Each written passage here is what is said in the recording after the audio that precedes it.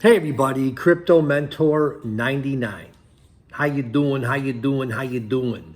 It is the evening of Friday, August the 13th, 2021.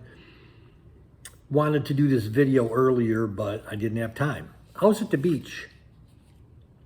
So video number one below, consider a donation to Guatemala to help the poor people in the village that my wife and I have adopted for the last 10 years. Video number two below, buckle up, leave your portfolio alone. And video number three, I should have bought more. That's what I hear most. The most comment I hear from people is I should have bought more. Let's talk about crypto investing 101. So I'm talking to myself back in 2017. I wish someone would have told me this. So not financial advice, fatherly advice, grandfatherly advice, whatever. Crypto investing 101. I'm going to make it really, really simple. There's lots of opinions out there. There's lots of voices out there. There's chaos out there. I wish I would have known this back in 2017. If you're in the United States, or I guess anywhere in the world, on the planet, I would simply, if you're in the United States, I would open an account on Coinbase and just get your feet wet doing that. And I guess if you're in other countries, a local exchange, a reputable local exchange. And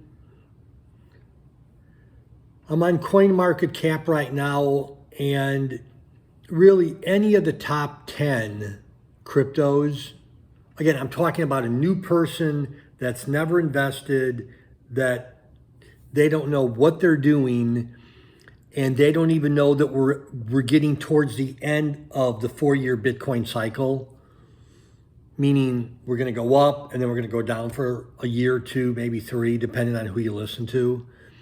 So any one of the top 10, any one of the top 20, relatively speaking, would be I don't even want to be a safe investment, but there are projects that have been around for a while.